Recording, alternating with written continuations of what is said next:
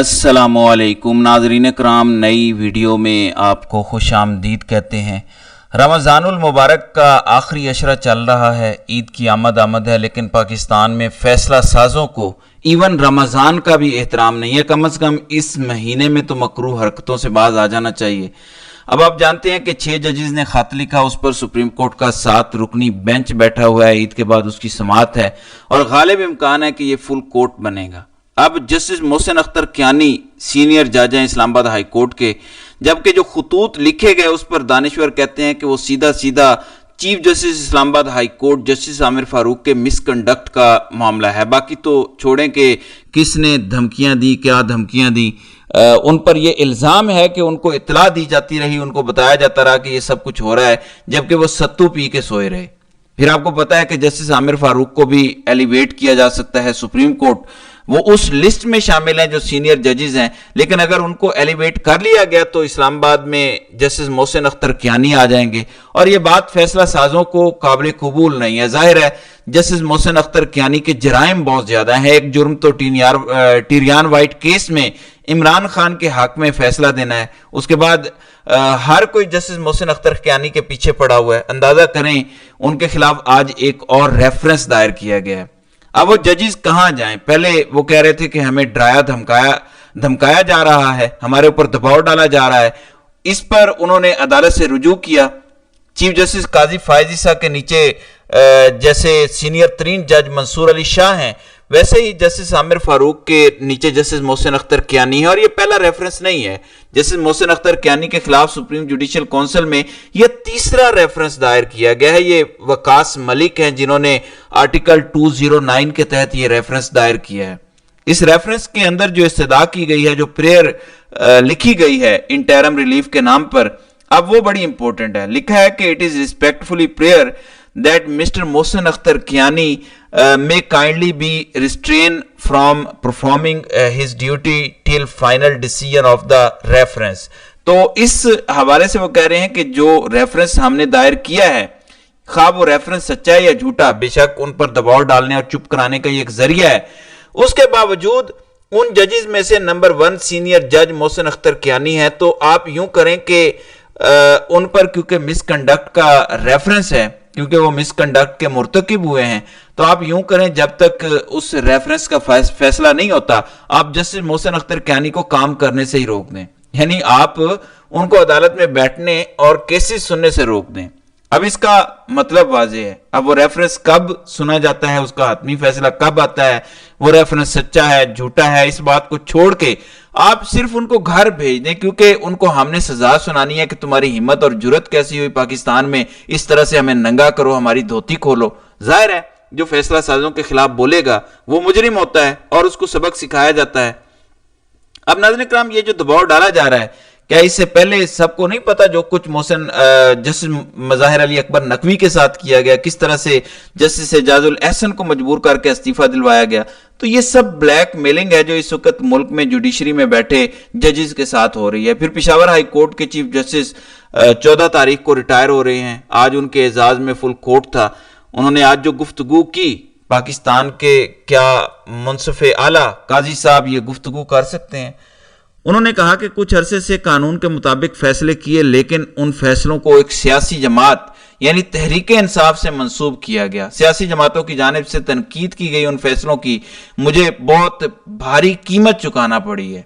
एक कीमत तो ये चुकाना पड़ी कि वो एलिवेट हो सकते थे सुप्रीम कोर्ट में, लेकिन उन्हें सुप्रीम कोर्ट एलिवेट नहीं किया गया। वो काजी साहब जो माजी में खतूत लिखा करते थे कि फलां जज के इतने दिन हो गए रिटायरमेंट को, सुप्रीम कोर्ट इतनी कैपेसिटी पर काम कर रही है, इसलिए आप फलां जज को लेकर आए, लेकिन उनका नाम कंसीडर तक नहीं किया गया। वो सीनियर जज हैं और उनका शिकवा भी यही था कि मुझे आप ना बनाते सुप्रीम कोर्ट का जज, लेकिन मैं सीनियर जज था, मेरा नाम कंसीडर तो करते, उसके बाद आप देखते। फिर उन्होंने आज जो एक जुमला कहा है, पाकिस्तान में मेजॉरिटी ऑफ जजेस, क्या ये जुमला कह सकते हैं? क्या काजी साहब या सुप्रीम कोर्ट कह सकती है जो जस्टिस मुनीब अख्तर, जस्टिस इब्राहिम जाते जाते कह गए हैं?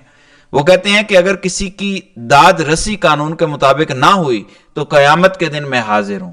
ये वो कह रहे हैं कि अगर मैंने किसी के साथ इंसाफ नहीं किया, ناانصافی کی ہے تو جناب میں قیامت والے دن حاضر ہوں، آپ میرے سے جواب لے سکتے ہیں۔ یہ بہت بڑا جملہ ہے، بہت بڑی بات ہے، اور یہ وہی شخص کہہ سکتا ہے جس کا ضمیر اور دل مطمئن ہو۔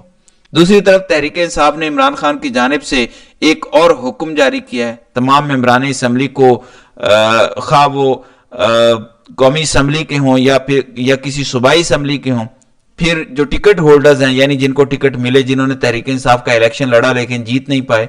تیسرے نمبر پر مختلف پارٹی کے عہدیداران کو یہ کہا گیا ہے کہ عید کے بعد عید کے دن تحریک انصاف کے شہداء نیز تحریک انصاف کے وہ لوگ جو اس وقت گرفتار ہیں، زیر حراست ہیں، ان کو وقت دیا جائے اور آپ اپنی عید ان کی فیملیز کے ساتھ گزاریں۔ اب ایک جانب یہ ہو رہا ہے عمران خان اپنے لوگوں کو شہداء اور قیدیوں کے گھر جانے کا کہہ رہے ہیں، جبکہ دوسری جانب عدالت نے حکم دیا تھا کہ عمران خان اور بشرا بی بی کی ہر ہفتے ملاقات کرائی جائے، عید سے پہلے بھی ایک ملاقات کرائی جائے، مگر اس پر عمل درآمد نہیں ہوا۔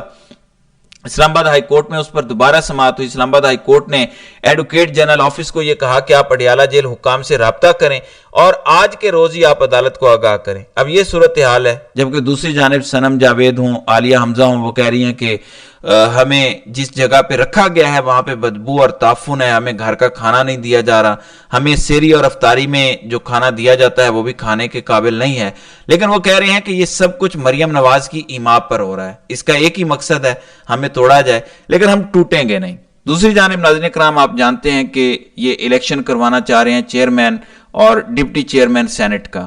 یہ الیکشن کل ہونا ہے، صدر پاکستان نے اجلاس بھی بلا لیا ہے، نہ صرف اجلاس بلا لیا ہے بلکہ بتایا گیا ہے کہ سینیٹرز نے کہا ہے کہ اگر آپ نے ہم سے ووٹ لینے ہیں تو ہم نے عید اپنے گھروں میں کرنی ہے۔ اب اطلاعات ہیں کہ ایک چارٹرڈ طیارہ ہے جو اسلام آباد سے کراچی جائے گا، کراچی سے کوئٹہ تک جائے گا، تاکہ ان سینیٹرز کو ان کے گھروں تک پہنچایا جائے تاکہ وہ اپنے گھروں میں عید کر سکیں۔ تو یہ اس ملک کے غریب لوگوں کے نمائندگان ہیں جن کے لیے خزانوں کے منہ کھلتے ہیں۔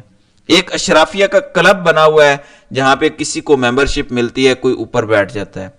اب سنی اتحاد کونسل نے الیکشن کمیشن سے بھی رجوع کیا ہے کہ الیکٹورل کالج مکمل نہیں ہے، خیبر پختونخوا ہمارے ملک کا حصہ ہے، فیڈریشن کا وہ یونٹ ہے، اور ہاؤس آف فیڈریشن کے اندر آپ فیڈریشن کے ایک یونٹ کو اس کے حق سے محروم نہیں رکھ سکتے۔ ظاہر ہے الیکشن کمیشن کی کیا مجال ہے، الیکشن کمیشن تو خود اس پورے معاملے میں پارٹی ہے۔ جب آپ مخصوص نشستوں پر اوتھ نہ بھی ہوں تو آپ الیکشن روک دیتے ہیں۔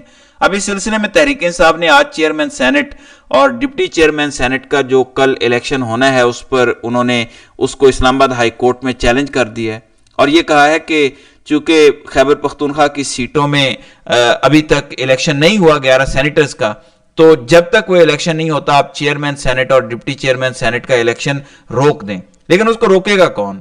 اب اس کے اوپر جسٹس اسلام آباد ہائی کورٹ نے فوری طور پر اعتراض عائد کیا ہے اور انہوں نے کہا کہ خیبر پختونخوا کی سینٹ نشستوں کا معاملہ آلریڈی پینڈنگ ہے پشاور ہائی کورٹ میں، اس لیے آپ اسلام آباد ہائی کورٹ کی بجائے پشاور ہائی کورٹ سے رجوع کریں۔ لیکن اصل مسئلہ جوریسڈکشن کا ہے، وہ ایک صوبے کی حد تک ہے، وہاں الیکشن ہونا یا نہ ہونے کی حد تک ہے۔ لیکن چونکہ چیئرمین سینٹ کا اور ڈپٹی چیئرمین سینٹ کا الیکشن خیبر پختونخوا میں نہیں ہونا، اسلام آباد میں ہونا ہے، اور اس کی جوریسڈکشن اسلام آباد ہائی کورٹ ہی بنتی ہے، پشاور ہائی کورٹ کی جوریسڈکشن نہیں بنتی۔ پشاور ہائی کورٹ ایک صوبے تک ہے اور وہ پورے ملک میں نہیں ہے، اس کا وفاقی دارالحکومت تک جوریسڈکشن نہیں ہے، یہ اسلام آباد ہائی کورٹ کی بنتی ہے۔ یہ الگ بات ہے کہ اسلام آباد ہائی کورٹ ریلیف جو ہے وہ دینا نہیں چاہتی اور اس پروسیس کو نہیں روکنا چاہتی، تو وہ ایک الگ بات ہے۔ لیکن قانونی نقطہ یہی ہے کہ اسلام آباد ہائی کورٹ کی جوریسڈکشن بنتی ہے، ان کی ڈومین بنتی ہے۔ پشاور ہائی کورٹ جس حد تک وہ سن سکتے تھے ان کا وہ بنتا تھا، یہ والا معاملہ بہرحال ان کا نہیں بنتا۔ اب اس پر تحریک انصاف اپنے طور پر کوشش ضرور کر رہی ہے کہ اس معاملے کو آج ہی سماعت کے لیے مقرر کروایا جائے اور اس میں شعیب شاہین، سیف علی نیازی، سیف علی ابڑو، ڈاکٹر زرکا، سینیٹر فلک ناز اس وقت اسلام آباد ہائی کورٹ میں جسٹس عامر فاروق کے عدالت میں موجود ہیں۔ کوشش ہے کہ اس معاملے کو آج ٹیک اپ کر لیا جائے تاکہ یہ معاملہ کسی کروٹ بیٹھ جائے اور اس میں کوئی نہ کوئی ریلیف آئے۔ آپ نے الیکشن روکنا ہے تو بھی آئے، آپ نے نہیں روکنا تو بھی آئے، لیکن میرا نہیں خیال کہ اس طرف معاملہ جائے گا۔ اس میں یہ ہو سکتا ہے کہ پاکستان تحریک انصاف جب یہ کہے کہ چونکہ یہ اب غیر آئینی معاملہ ہو گیا ہے، اب ایک صوبے کا حق مارنے والی بات ہے، اس لیے سینٹ کا ہاؤس نامکمل ہے، اس میں ایک صوبے کی نمائندگی نہیں ہے، الیکٹورل کالج مکمل نہیں ہے، تو یہ الیکشن بنیادی طور پر غیر آئینی اور غیر قانونی تصور کیا جائے تو پاکستان تحریک انصاف ممکنہ طور پر اس کا بائیکاٹ کر سکتی ہے۔ بہرحال کل سینٹ کا الیکشن ہے، اس حوالے سے دیکھتے ہیں کہ تحریک انصاف کیا کرتی ہے۔ تو ناظرین کرام، آپ کی اس ویڈیو کے حوالے سے کیا رائے ہے؟ آپ اپنی رائے کا اظہار کامنٹ سیکشن میں ضرور کیجیے گا۔